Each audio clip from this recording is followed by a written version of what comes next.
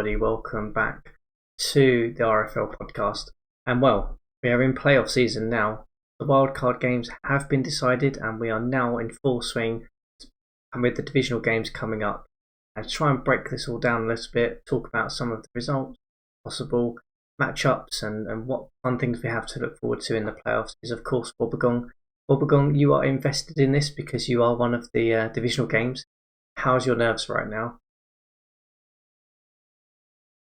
Really good. Let's see about tomorrow, but really, really cool that the playoffs are happening again. Regular season is over and we're in full swing. So, yeah, 8 teams left to go, and in half a week we will have a new champion or the old one. So let's see. But that's the most exciting time of the season. Divisional championships are along us, and really looking forward to the 4 games.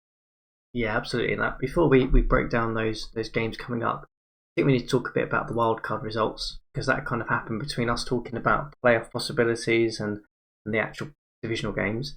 Let's turn our head over to the Tampa Bay Atlanta game to begin with. So it was a really interesting game. The Falcons did come out on top with this one. What's your reflections, I guess, in terms of the result of the game, Bob?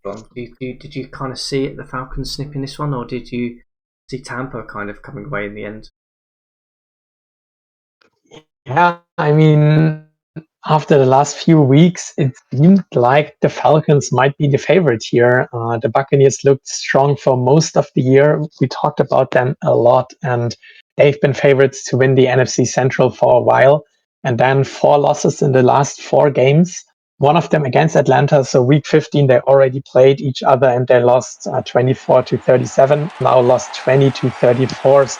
So I don't know what the Buccaneers changed after their victory against the Saints. Maybe they thought, well, we won against the Saints, we proved everything, that's it. But yeah, they must have changed something, because then 4 losses in the regular season and a loss in the wildcard game.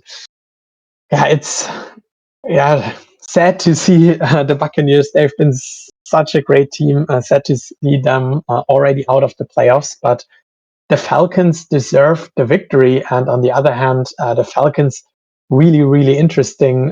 We talked about them maybe having an outside shot for the playoffs, if I remember correctly. And they, on the other hand, won their last 3 games of the regular season. One victory against the Saints, then Buccaneers and Eagles. So 3 playoff teams. Eagles did not make the playoffs, but nearly playoff teams. So that was the game that brought the Falcons into the playoffs. And now winning against the Buccaneers, they showed that they are a really, really good team, and will be interesting to see whether they can win against the Saints again. So will be an interesting matchup. We will come to that. But yeah, after the last few weeks, maybe the Falcons went into the game as favorites, or how did you see the game? Yeah, I mean, it's all about when you get to the playoffs, it's all about form and execution. And the Falcons are definitely an informed team at this moment in time. They had an absolute tear towards the end of the season, and as you mentioned, beat some very good teams along the way. So we'll talk about the Falcons a little bit more in the divisional game. I guess on the Tampa Bay side, I still think they've had a fantastic season. Boomer Esiason has looked like a fantastic quarterback, and I think that team's going to go from strength to strength. So whilst they probably, I think it's fair to say, got a little bit shocked with this wildcard game, I think most would have had them as probably being the winners in this one. They go into next season with full strength, another year of experience behind them, and I'm looking forward to see what they do.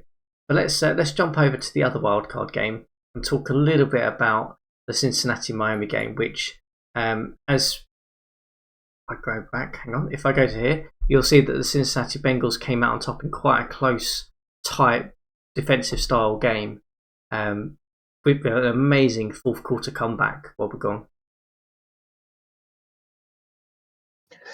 Yeah, that was truly 50-50 for me. Both teams looked really good throughout the season. The Bengals and Dolphins with great second halves of the year after a slow start. So really interesting. And we talked about the NFC. There we had a clear difference in quarterback play, where Jaworski for the Falcons was just better. Maybe Boomer Esiason just needs a little bit more experience.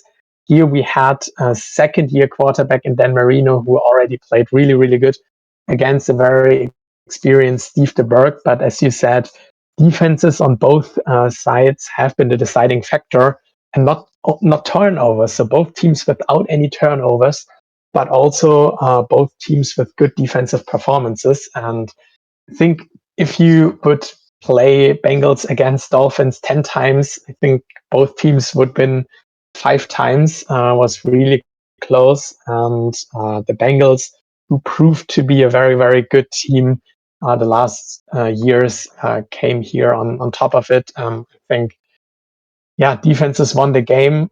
The Dolphins had more sacks, but in total, the Bengals were able to shut down both the run and passing game and kept scoring to a minimum. So from what I've seen, deserved victory, and very interesting to see whether they can go far ahead here in the playoffs when maybe the offense gets a little bit hotter and the defense stays as strong as they've proved to be against the Miami Dolphins. Yeah, I mean, I think it was an incredible game. I mean, one of the wild card games probably one of the better ones we've seen in terms of just like how neck and neck it was. Going down to the last minute of the game as a decider is incredible. So yeah, massive props to the Bengals and demonstrating themselves again against a good Miami side. I think just given the Miami perspective of this, they've obviously had a really strong season. They had a difficult one the year before with injuries. They came back this year, probably weren't close in terms of taking the division, but comfortably into the wild card slot in the end. And yeah, I'm good. Marino with another year behind him, all of his supporting cast with another year behind them. We probably a little bit early to be talking about them as being divisional contenders next year, or even title contenders. But they're in really, really good shape going into this off season, I think. And any wildcard game like the Bengals Dolphins is always going to be a tough one, and unfortunately only one team can go through, and it was the Bengals this time. But I think the Dolphins will be looking at this going, we're not far away from being a very, very good team now, given how good we know the Bengals can perform. Yeah, fully agree. But that does. Yeah, the Dolphins looked really good. Yeah, absolutely. And also, I mean, with the Bengals, they started 1-3 to the year. They lost against the Dolphins 3-42. So what a comeback by the Bengals, and that's definitely one thing we need to shout out here. After the 1-3 start, they had 10-2 record. That was really incredible. So well-deserved playoff team, and well-deserved victory then against the Dolphins, who will be back next year. Maybe we will talk about them in the offseason as potential division winners. Incredible work that the Dolphins GM did here, and great development by all the young people in the Dolphins jersey. Yeah, absolutely. So that brings us to the divisional games. I'm going to let you go wherever you want with this. Which game would you like to talk about first? I think maybe let's start with this game, Bengals against the Bills, since we already started to talk about the Bengals, and I can get my team out of the way. It's always a little bit weird to talk about your own team, but to maybe start with the prediction first, I think the Bengals will win this. And we had this Bengals against Bills as the AFC Championship game last year. The Bills won this game, but this time I think the Bengals are the favorites here. As said or already introduced, they had such a good run, only lost against the Steelers and the Oilers, so both playoff teams or nearly playoff teams in the last games of the regular season. They won against the Dolphins and were able to really shut down the offense. So that was incredible work. So I think the Bengals are this year ready for the next step and ready for a deep playoff run. And I think it will start with the game against the Bills. They looked really good. And when we compare that, the Bills have been the best scoring offense so far. But yeah, as just seen, the Bengals are really able to shut down the defense. And they've been the third best teams when looking at total yards allowed. That's just really incredible. And points per game allowed, sixth best team. It's a really great defense. They proved that. When we look at the Bills, there are a lot of injuries. Many players are probable or questionable for the game. The Bills already lost their best corner early in the season, and now their number one wide receiver will be out for the game. Many players are unsure whether they're going to play, and I think this could be a deciding factor. The Bengals look healthier, and the Bengals look right hot here, and they proved to already beat one AFC East team. So my prediction here is they will win against the other AFC East team and maybe have a deep playoff run. But I really liked what I've seen from the Bengals this season. My goodness me. That was about 45 seconds of complete and utter tosh. So the Bills are going to win this one. I'm sorry, but the deciding factor is that Steve DeBerg is probable, so he might not necessarily last the whole game. He's banged up, and I completely understand why you're not going to put your own team in here, but the Bengals are not a match for the Bills. The Bills, even with the injuries, have been the number one offense, number one defense in the league, and the Bills should be probably going to be a contender. Well, are a contender, so I expect this one to be a complete blowout to the Bills. And that kind of reflects the line where it's Buffalo -5 in terms of the game. I mean, I think if DeBerg actually plays, it might be a bit tighter by a touchdown or two. But I honestly, I cannot see the Bills not winning this one, to be perfectly honest with you. If they do and the Bengals go through, fair play, then we need to talk about them as a contender because they've just knocked off one of the best teams in the conference. But even with the injuries that the Bills have, there's far too much talent on that team and capability to not come through this one unscathed. From what I've seen, Steve DeBerg is ready to go. Sometimes in the playoffs, it's a little bit weird with injuries, I noticed. So when I look in the game, for me, it does not show him as probable or anything. So he looks healthy, at least to what I'm looking at. So I'm not sure what this is about, but I think if DeBerg does not play well, that could be very difficult. But I assume he plays. And also looking at the defensive side with Tom Dinkle, their star linebacker, and Mike McCoy. Yeah, maybe I'm a little bit too pessimistic about the Bills. But after winning against them last year, I think the Bengals might be ready to get the win this time. But we will see. I think it could be a really close game. Maybe again a defensive game. Both defenses proved to be very good this year. I mean, we talked about the Bills offense and the Bengals defense, but looking at the Bills defense, they've been the best team in rushing yards allowed and the best team in terms of sacks. So both passing and rushing defense can be good. So the Bengals need a good day. But I think they could have a good day. Let's see. We're going to disagree on this one. I'm going with the Bills. You're going with the Bengals. Let's see what happens in the next round when we talk about it. But let's talk about the other matchup in the AFC conference, which is Oakland-Houston. So this is quite a tasty one, really. I'll be honest, I did not expect the Raiders, given the start they had, to come through completely unscathed in their division. But they did, and it was very comfortable in the end. And they look like they're developed a nice deep roster that's really helping them get through this, given the injuries they've got as well.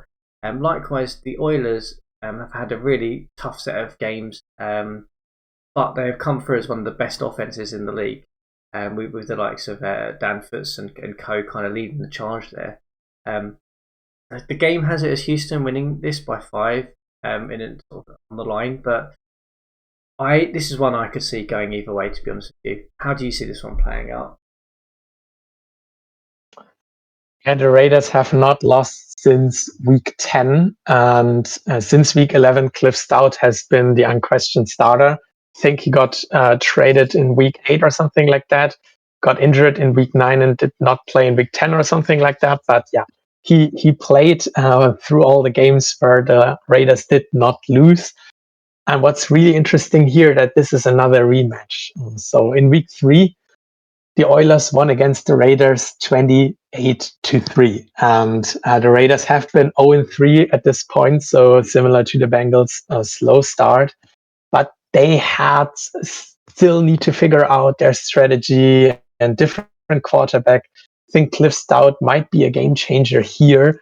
And I think it could be closer than in week 3, but I still think the Oilers are this season really one of the better teams in the AFC. And when we look at the games the Raiders played, so even in the last few games where they won all the games, none of them have been playoff teams. And yeah, they lost against the teams that are in the playoffs and won against the teams that are not in the playoffs. And I think that would be my prediction for the wildcard game. The Raiders are on a really, really good way. They found their quarterback. They had a really interesting draft class, and they're going to have a lot of picks. Not first round picks, but mid round picks the next few years. They've been not shy to trade. So I think there could be an interesting strategy and offseason for the Raiders to keep up in this division and maybe win it another one. But yeah, I think for this game, I have the Oilers as the favorites to win here. I think the line with 5 points is pretty good. Would be a surprise for me that the Raiders could win it. For me, it's a little bit more towards the Oilers, but let's see. Yeah, I mean, I think the Oilers will come out on top. I think the line will be slightly closer than it suggests here. But yeah, I mean, Cliff Stout has been a revelation for the Raiders, so it was a fantastic trade from their perspective to make that move. Yeah, Oilers I think will come through just about. Raiders have had a very good season, which is really frustrating because I own their first round pick, and I was really hoping I didn't expect it to be worth anything, and when they had that terrible start, I was thinking, oh, I might actually be getting a top 10 pick here, but no. Well done to the Raiders. You've had a really good season. And I'm really, going to really interested to see how this matchup goes because it's two really good legendary quarterbacks going head to head. And that's always fascinating to watch in the RFL. Let's jump over to, let's talk about, I think we'll talk about the Washington-Minnesota game next.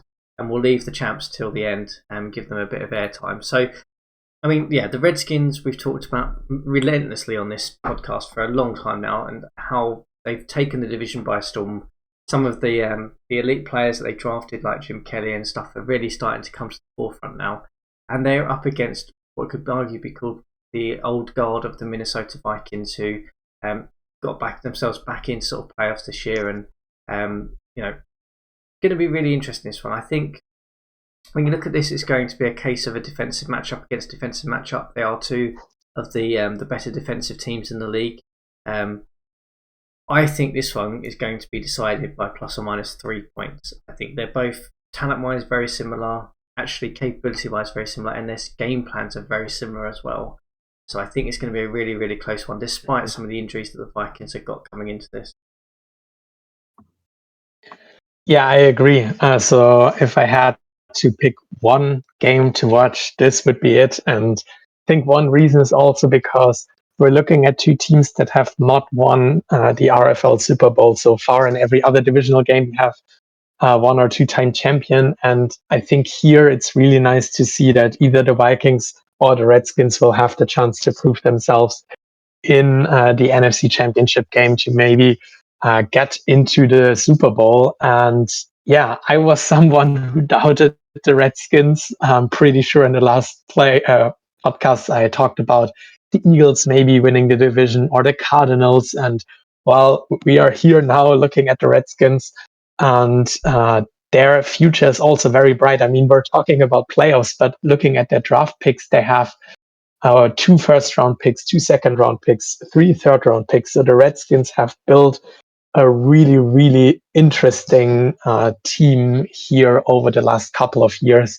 with Jim Kelly. And I think maybe they're already ready for the playoff run. And if not this year, I promise I will be more positive about the Redskins next season. But yeah, as you said, I think the similar playing style is really interesting. Both teams with not firepower offenses, I think they've been decent, but the strength of both teams is the defense. We're looking at the best defense in the RFL with the Minnesota Vikings. and the fourth best defense in the RFL with the Washington Redskins. So this could be a defensive game, and I think it will be about which offense can score against the defense. So both offenses will be very important. And we're looking at Jim Kelly, at Redskins perspective, Wade Wilson, who had a slow start to the year, but then improved. Wade Wilson has 82% completion percentage. So I think it's about which offense does less mistakes, and this team will win it. So far, I really have no idea which team could win it, and that's why I'm looking at Week 7, another rematch. And in Week 7, the Redskins won 17-10. So when I have no idea which team to pick, I looked at the past results, and therefore I think the Redskins could have a slight edge. But honestly, no idea. This is a coin toss for me. I mean, I think it is a coin toss, but I'm going to go with the Vikings. I think the Vikings have enough efficiency on the offensive side, as you mentioned. Wade Wilson has been a bit of a juggernaut in that respect, to just make the most of the limited time that they're going to get on the field. I think it's going to be a case of a lot of 3 and outs, 4 and outs for these teams, and it's just a case of can they do enough in limited play to be able to get themselves over the line. I think the Vikings are going to have that, and I think the Redskins, it's going to be close, but I think the Redskins are just not as efficient with the time usage that the Vikings are. So that's what I'm going with for this one.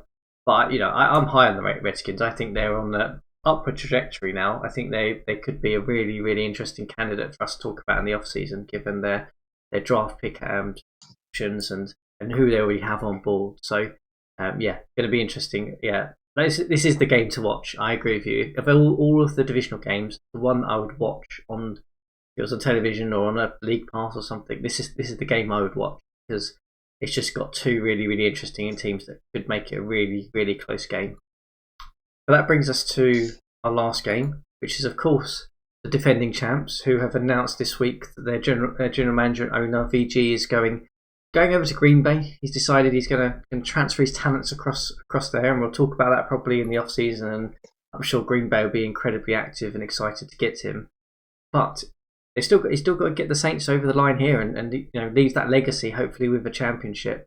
But they are up against, as we mentioned at the very beginning of this podcast, the in-form Atlanta Falcons. Do you think the Falcons have a chance against the Saints, given the sheer volume of injuries that they have coming into this? Yeah, that's I think the deciding factor. Injuries are really, really key here, and let's look at them in a second. First, if we just look at the numbers, the Saints are better than the Falcons in offense, in defense, in yards allowed, everything imaginable, sacks. I mean, they just had the better team, the better season, 3 more wins, but they lost one game against the Falcons, so 1-1 in the regular season. So that already proved that the Falcons in Week 14 have been able to stop the Saints, and I don't think there were that many injuries in Week 14, so please anyone correct me if I'm wrong. But the Falcons won 36-16. That has been a very, very interesting result. And yeah, you mentioned the injuries, and I think that could be a deciding factor. Ken Lanier is out, 85 overall tackle. Marty Lyons, 87 overall edge rusher. Jeff Bostic, 89 overall center. Jill Bird, 83 overall cornerback. The last 2 have been questionable. Steve Fuller, the star quarterback for the Saints, questionable for the game, which is not really good. And looking at the second quarterback, Scott Bronner, seems to be probable for the game. So there is a chance that he also misses that. And in case he does, we will get Blair Keel. And if you don't know the name, well, doesn't matter too much. He has been Mr. Irrelevant in last year's draft. 65 overall and 75 accuracy. That would be very interesting for him to make his first game for the Saints in the playoffs against the Falcons. And if Keel really needs to play, I think the Falcons are the favorites here. But despite the injuries, I think there is still a chance for the Saints to win it. So maybe they will heavily focus on the running game despite missing some players in the O-line. That will be interesting. I think, yeah, the Falcons have to be favorites just because of the quarterback situation for the Saints. But there is Yeah, I also mean, a I chance think. that Fuller plays. Sorry, I was going to jump in there and just say I think I kind of agree with you in the sense that if you look at this on matchup to matchup, ignoring the injuries, you go the Saints are comfortably going to win this, right? But the fact that they have Steve Fuller out probable, so it's very unlikely that he plays. Scott Brunner, their backup quarterback, it's likely he won't play the whole game. Then you're looking at a very interesting draft day sports pro football dynamics here, which means we could end up with a running back or something absolutely ludicrous happening at quarterback situation, which puts the emphasis back on the Falcons to win this. I think it's crazy to say as we say it, but I think it all hinges on whether Scott Brunner actually plays or not. I don't know. Do you know if the Saints have actually a legitimate third string quarterback that they can call upon? I don't actually remember. Yeah, that was Mr. Irrelevant that I mentioned. He's currently on the practice squad, but in case he gets called up, he will be the quarterback to play. And yeah, I think that's a move that the Saints need to do to call him up. But still, if he gets injured, we have the running back quarterback situation all over again. Yeah, so we have, but yeah, Keel. Sorry, I missed your bit on that. But yeah, I mean, I think even if that happens, you're relying on a quarterback who should be nowhere near a starting position. Yeah, I mean, is this going to be the downfall of the Saints? The injuries. I mean, that's going to be quite a sad end to this legacy of a team, really, isn't it? And this legacy of VG being the owner and GM of the Saints, that they fall out to an injury. I mean, wow, it's going to be interesting just to see what happens here. Where do you think it's going to go? Do you think the Saints still have enough in the locker, even with the quarterback dynamic situation, or do you think it's just the Falcons now to kind of win this one? Yeah, I think just because of injuries, it would be bad to bet against the Saints, but injuries in combination with the very impressive win by the Falcons against the Saints in Week 14, I think the Falcons have a real shot here. And this just proves that in order to win the Super Bowl, you really need the perfect storm and everything needs to click. You need to have some luck in the games. You need to have injury luck. And if everything comes together, every team is able to win the Super Bowl. So maybe the Falcons can win against the Saints here. And then we would have three teams in the NFC who did not win the Super Bowl yet. That would be a very interesting dynamic for the championship game. Yeah, absolutely. And I think, heck, if the Saints come through this with all of that, there has to be some game plan mastery to kind of get through this one, I think. It'd be a hell of a story if it does happen. I'm sure we were talking about that when we get to the conference finals games, because that would just be incredible. So, yeah, interesting one to watch. Falcons, I think, I still find it very hard, even though I'm saying in my head, I think the Falcons will do it just because of those dynamics. Still find it so hard to bet against the Saints, just given how well they've done through the season and have done historically. It's still, even in my mind, I still think they're going to put it out of the bag somehow. So I'm probably actually going to stick with the Saints. I find it very hard to go against that, despite everything. So we'll see what happens. I mean, yeah, that brings us to kind of the close of the divisional games and everything. And any final reflections, Obergon, before we sign off and see what actually plays out? Yeah, I mean, can I get a Super Bowl prediction out of you, or are you not ready to make any predictions yet? I think once we get to the conference games and we record that one, I will give you my Super Bowl winner. I think at that point. I'll be honest with you. I would absolutely, as I said every single season we've been recording this, I would really love to see a non-winner previously win the Super Bowl. I just think for the whole RFL dynamics, that would just be fantastic. So for me, I'm always going to be gunning for the likes of the Atlanta. Even though I said the Saints, it sounds crazy now. Atlanta, Washington, Minnesota, all those kind of teams. That's who I'm going to be rooting for in the end, because I like to see a different champion. I think there's enough talented GMs and enough talent in the league that there's always opportunity for these teams to come through, and maybe this is the season that we see it now. Yeah, could be a real shot. And as you've heard, I've mentioned that also quite a lot today, that I'm rooting for teams that have not won the Super Bowl yet. I, of course, won't ever root against myself, so I'm trying my best to win it. But yeah, I will be very happy for a GM who has not won the RFL yet. And if we get a little bit of diverse winners here, yeah, but still, I wish every team good luck for the divisional championships. Hopefully, with no injuries. That's a really key factor and will be very interesting. I think we can get a few surprises, a few close games, and really looking forward to see which 4 teams will be in the NFC and AFC championship game.